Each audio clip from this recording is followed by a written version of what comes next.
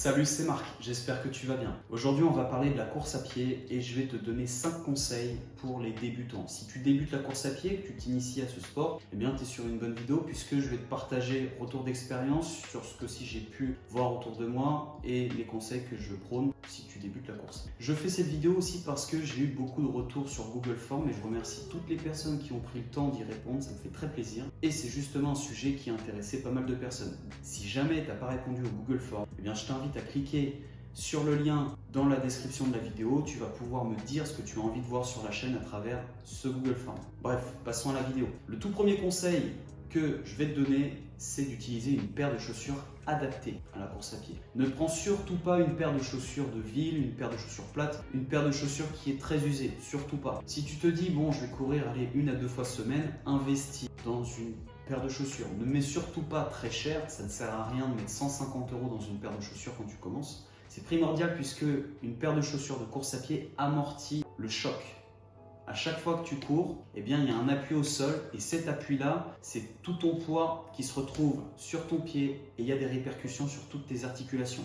L'avantage d'une paire de chaussures neuves, c'est que la matière va absorber le choc. Après, c'est les muscles et après, c'est les articulations. Parce qu'au départ, on n'a pas spécialement une bonne technique de course et c'est les articulations qui vont morfler. Donc, cheville, genou, hanche et bas du tout. Le deuxième conseil que je peux te donner si tu commences la course, c'est de faire du volume. Qu'est-ce que le volume? En fait, tu regardes ton temps de course au total. Il faut en fait que tu te dises, tu fais 20 minutes de course. Puis après, si tu te sens à l'aise, tu vas faire 25 minutes. Puis après, tu vas faire 30, puis 35, puis 40. Et après, tu vas peut-être pouvoir tenir 1 heure. Il faut y aller progressivement, crescendo, et tu fixes ton objectif, c'est la durée. Ne te focalise surtout pas, et là, c'est le troisième conseil que je peux te donner, ne te focalise surtout pas sur ta performance au kilomètre. Cet indicateur-là est bon pour les personnes qui recherchent la performance sportive, des personnes qui font ça depuis un long moment. Toi, tu débutes la course à pied, ça peut être justement un frein de se dire j'ai mis 7 minutes à faire 1 km. Au départ, ça peut être décourageant. Donc ne te focalise surtout pas sur le kilomètre, focalise-toi sur la durée de ta séance. Le quatrième conseil que je peux te donner, c'est de courir régulièrement. Pourquoi? Parce que le cardio, c'est ce qui se perd le plus rapidement possible. Si tu cours une fois de temps en temps, disons une fois tous les 15 jours, 3 semaines, c'est comme si tu revenais à zéro. En fait, ton corps, c'est pas un stress conséquent pour qu'il s'adapte. Ton cardio, tu vas pouvoir le développer au départ. Si tu commences la course à pied, fais au minimum 2 séances par semaine. 2 séances par semaine, c'est intéressant puisqu'en fait, il va y avoir des courbatures qui vont arriver, c'est le début de la course, etc.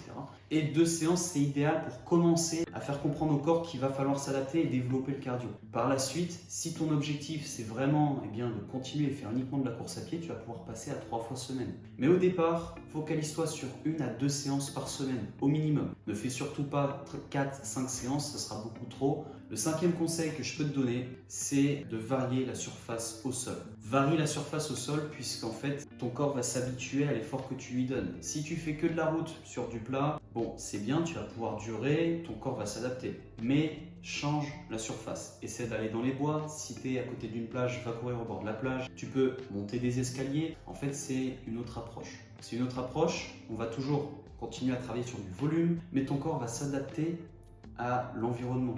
Parfois, il va y avoir un peu de dénivelé, tu vas monter, tu vas redescendre, il va y avoir des escaliers. Et puis, ça va te permettre aussi d'éviter la routine, d'éviter de se décourager à se dire je vais refaire le même parcours, je vais refaire les mêmes temps. Non. Si tu es en ville, bien fais des chemins différents, prends des routes différentes. Tu peux même faire dans le sens inverse. Ton cerveau, en fait, il va comprendre en fait, que tu vas reprendre la même route, mais ça va pas être pareil parce que tu peux très bien commencer ton chemin en faisant une côte et finir tout sur une descente. Là, ça va être l'inverse. La descente va devenir une côte et puis tu vas finir sur une petite descente. Bref. Change à chaque fois ton approche, ça va éviter que tu t'ennuies et ça va te donner une bonne régularité dans tes séances. Voilà. 5 petits conseils que je partage. Voilà. Quand on me demande un petit peu ce que je pense de la course à pied, qu'est-ce qu'il faudrait faire au départ, ne te focalise surtout pas sur la performance, vise le volume et puis après voilà, tu verras par toi-même comment tu te sentiras. J'espère que la vidéo t'a plu, si c'est le cas n'hésite pas à me laisser un petit like, un petit commentaire. Si tu as des questions, si tu as envie d'échanger, si tu as une anecdote, n'hésite surtout pas à m'écrire en commentaire ou à me le dire à travers mes réseaux sociaux. J'ai TikTok et Instagram et je suis aussi actif sur ces 2 plateformes. Donc n'hésite pas à me suivre si ça t'intéresse. Quant à nous, on se dit à la prochaine et surtout, prends soin de toi.